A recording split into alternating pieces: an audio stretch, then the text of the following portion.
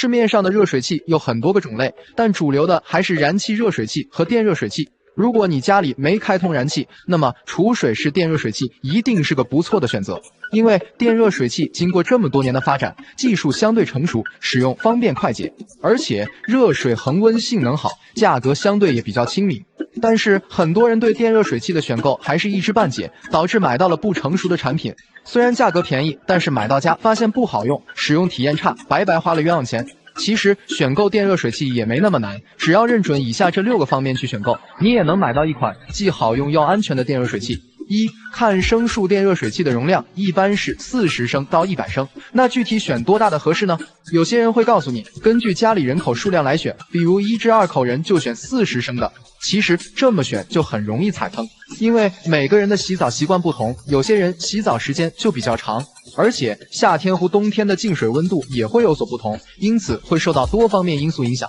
所以原则上来讲，电热水器能选大升数的就别选小升数的。我的建议是选大不选小，至少60升起步。咱们都知道，电热水器是储水式热水器，热水用完了以后还需要2次加热等待时间，一旦热水器的容量买小了，会严重影响用水体验。2、看加热方式，电热水器的加热效果好不好，快不快，主要看它的加热方式。目前市面上的热水器加热分2种，单管加热和双管加热。其实早期的电热水器普遍采用的是单管加热，加热时间长，速度慢，还比较费电。但是现在不同了，有更先进的双管加热技术，比如市面上常见的变频加热和分层加热，其实都属于双管加热。双管加热不仅加热效率高，而且还节能省电。其中变频加热可以手动调节档位来控制加热水温，提升加热效率，而分层加热属于双棒分离，它的特点是可以实现半胆加热功能，用半胆加热速率更快，大大提高加热效率。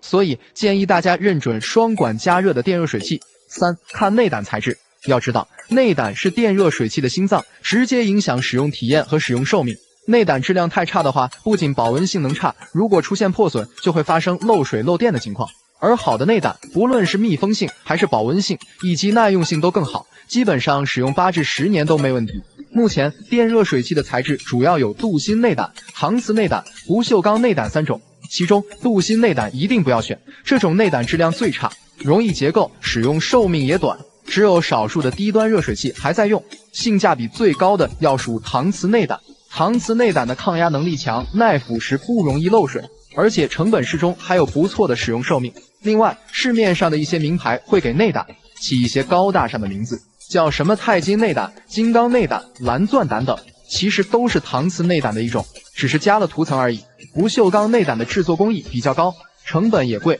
一般用在少数的高端热水器上，这里就不展开说了。4、看安全性。电热水器的安全性是重中之重，如果不想洗澡时发生触电的情况，一定要选择带有安全防护系统的热水器。其实安全系统就是漏电保护能力。目前主流的电热水器的漏电保护主要有防电墙技术和3级断电保护2种，一般国内的大品牌都有防电墙技术，可以把电流过滤掉，安全性高。国外品牌使用的是3级断电技术，带有这些安全防护的电热水器，安全性都有保障。当然，最重要的是选择一些专业的大品牌，技术比较过硬，同时具备防电墙、防干烧、防高温过热等技术，使用时也更加安全。5、看节能等级。电热水器的日常使用频率非常高，基本每天都会用到，所以它最大的使用成本就是耗电量。如果热水器的节能方面做得不好，那么每个月要支出的电费也是一笔不小的开支，特别是在冬天，热水量的需求会更大，也就更加耗电。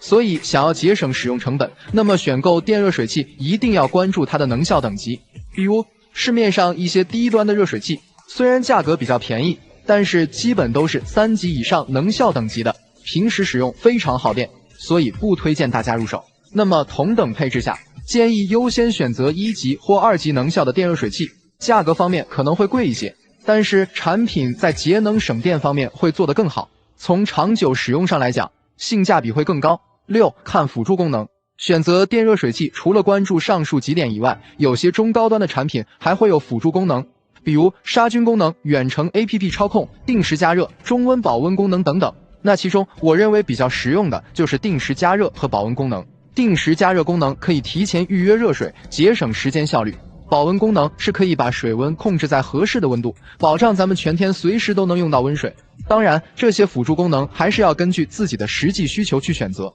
最后还要说一点，就是电热水器尽量选择知名度高的大品牌，产品质量稳定，售后服务也到位。就市场占有率以及用户口碑来看，国内品牌首选美的和海尔。如果考虑性价比的话，万家乐和万和也是不错的选择。当然，如果考虑中高端产品，好评率不错的外资品牌，可以看看史密斯和阿里斯顿。说实话，写这篇家电避坑的文章也琢磨了很久，主要是觉得讲真话可能会得罪一批家电厂商，作为家装博主总归是不利的。但是看到无数粉丝踩坑，又觉得良心上过不去，所以还是忍不住发出来。本期小东就结合自身的经验以及网友真实反馈，给大家总结了6种不建议买的家电，帮助大家避坑。1. 不买激光电视，不管预算多高，都不建议买大屏激光电视。倒不是说它一无是处，而是觉得不值得投入。首先，从价格方面来看，性价比就不高。100寸的激光电视，市场售价普遍在2-3万左右。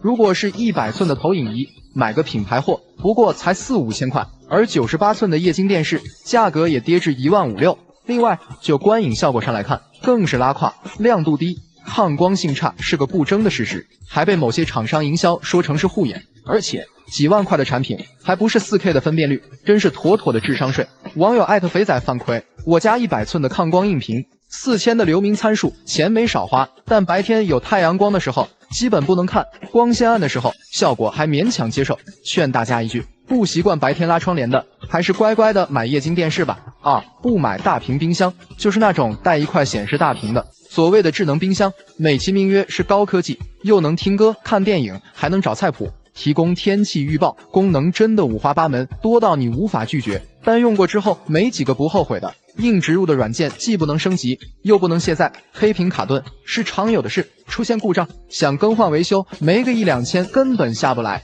此外，回归现实，谁会在厨房里手忙脚乱做饭时还有闲心去刷抖音追剧？所以这些附加功能也是形同虚设，除了增加冰箱的功率，没一点实际作用。网友小66反馈，我就是那个大冤种，就冲着在做饭的时候能追剧，实际卡得要死，而且分辨率又低，音质更是超级垃圾。关键是听不懂话，你问东他答西，现在坏了都没勇气保修，只能偷偷调温度，打算再忍半年，找个理由换新的。3. 不买洗烘一体机，但凡有一点条件的都不建议买洗烘一体机。洗衣功能好不好暂且不说，但烘干功能绝对鸡肋。要说洗烘一体机唯一的优点就是一机两用，节省空间，但自身的缺点过于突出。首先，它的烘干容量要远远小于洗涤容量，这就代表你洗一次衣服要分至少2次烘干，耗时长耗电不说，衣物还全是褶皱。另外，这种洗烘一体式的大多数是没有绒毛过滤装置，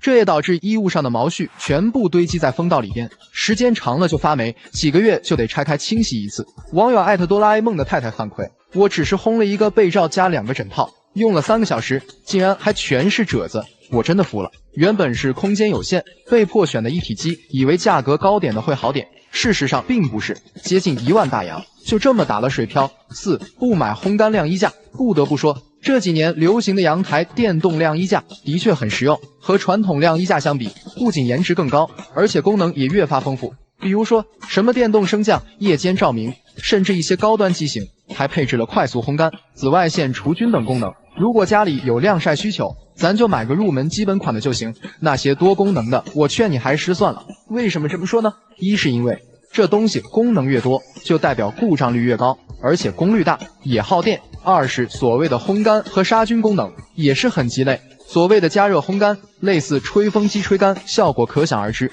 紫外线杀菌还不如直接晾晒效果好。网友热心市民陈先生反馈，听劝大家千万别再上当了，晾衣架的烘干和除菌功能纯粹是为了加钱而设计的，普通基础款1000块，加个功能3000来块，买到家才发现加热功率才几十瓦，煎个蛋都煎不熟，更别说烘干了，交了智商税。希望大家别再花冤枉钱了。5. 不买储水式管线机，很多人都觉得管线饮水机比传统烧水壶更方便，它可以设置水温，不管是温水、热水还是冰水都能直接喝到，特别是喜欢泡茶或者给宝宝冲奶粉的，直接按键就可以随用随取。但是这种带存水箱的管线机天生就有缺陷，就是储水箱不能清洗，复杂的管道日积月累会越用越脏，不仅会滋生细菌，还会产生异味，因此用过的人都纷纷吐槽，以后不会再买了。网友艾特新宽体盘反馈，刚开始还好，最近就出现问题了，只要是热水，它就有股莫名的异味，